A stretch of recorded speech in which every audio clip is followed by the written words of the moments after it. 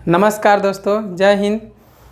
मैं कृष्ण कुमार आप लोग को राहुल आर स्टडी सेंटर पर स्वागत करता हूं।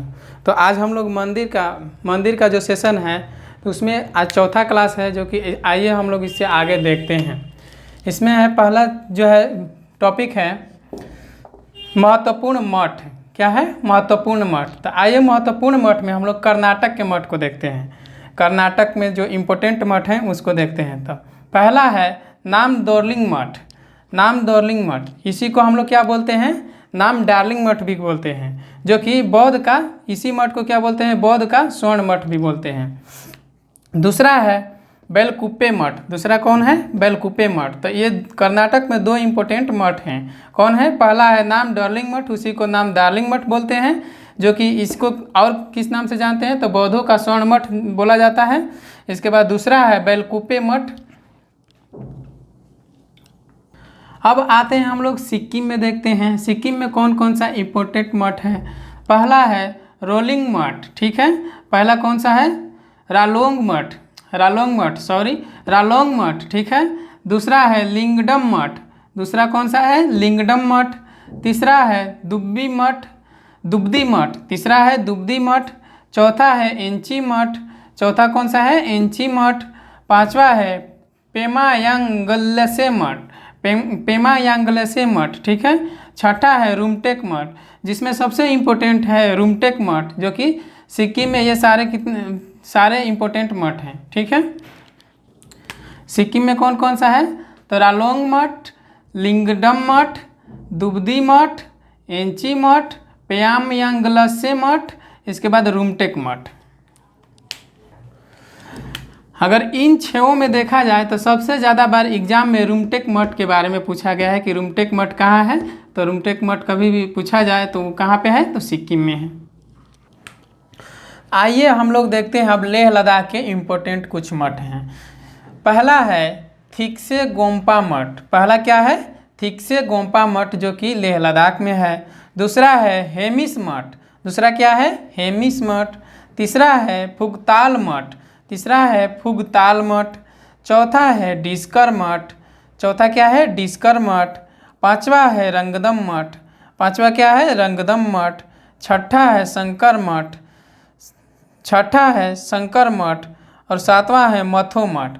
तो ये लेह लद्दाख के इम्पोर्टेंट है, जिसमें से एग्जाम के व्यू से ज़्यादा बार पूछा गया है हेमिस मठ। ठीक है, हेमिस मठ।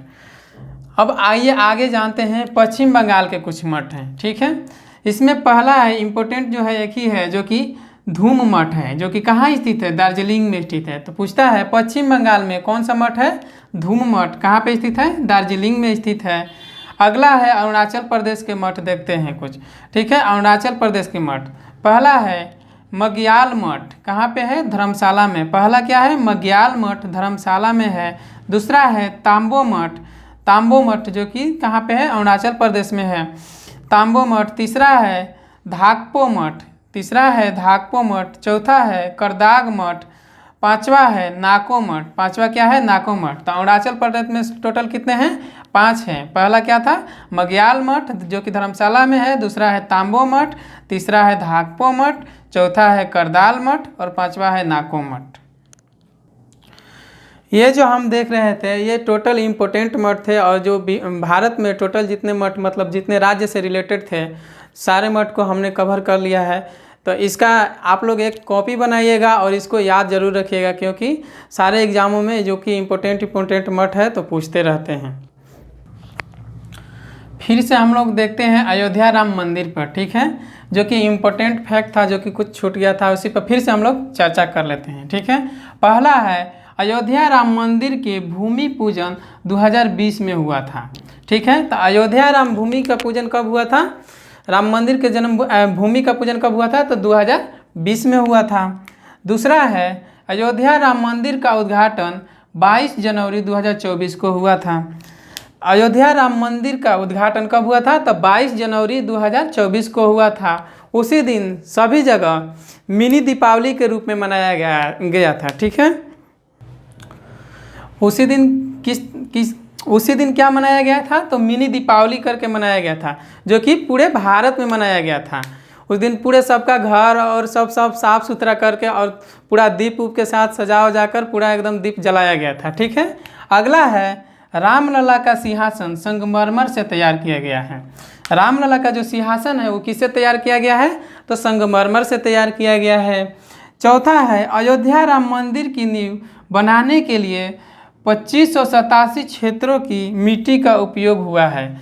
जब रामलला की मंदिर का जो निर्माण हो रहा था तो उस समय हर गांव हर जगह से मतलब कि थोड़ा थोड़ा मिट्टी इकट्ठा करके और दिया जा रहा था, जो कि उसका यूज कहाँ पे हुआ है? तो रामलला के नींव बनाने में 2587 क्षेत्रों के मतलब मिट्टी का मतलब इकट्ठा करके उपयोग किया गया है। ठीक है। तो अयोध्या राम मंदिर की नींव बनाने में कितने मिट्टी का उपयोग किया गया है? कितने क्षेत्रों का? तो 2587 क्षेत्रों का मिट्टी का उपयोग किया गया है। अयोध्या सरयू नदी के तट पर स्थित है, जिसे जीवनदायिनी नदी भी कहा जाता है। ठीक है।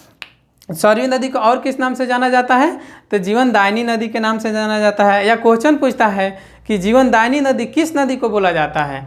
तो जीवनदायिनी नदी किस नदी को बोला जाता है? तो सरयू नदी को बोला जाता है। या क्वेश्चन पूछ दे कि सरयू नदी को किस दूसरा नाम से जाना जाता है? तो जीवनदायिनी नदी के नाम से जाना जाता है। ठीक है। अयोध्या राम मंदिर से जितना भी फैक्ट बन रहा था हमने सारा फैक्ट बता दिया है दोस्तों। तो ठीक है दोस्तों, तो आज हम लोगों ने मंदिर का जितना भी इम्पोर्टेंट पार्ट जो बन रहा था, क्वेश्चन बन रहा था, तो सारा हम लोगों ने मंदिर पे जितना क्वेश्चन बन रहा था सब देख लिए और कर लिए। ठीक है। तो इसका जो ऑब्जेक्टिव है उसका ऑब्जेक्टिव कल हम लोग ऑब्जेक्टिव लेकर आएंगे। ठीक है। तो अभी के लिए विदा लेते हैं। जय हिंद, जय भारत।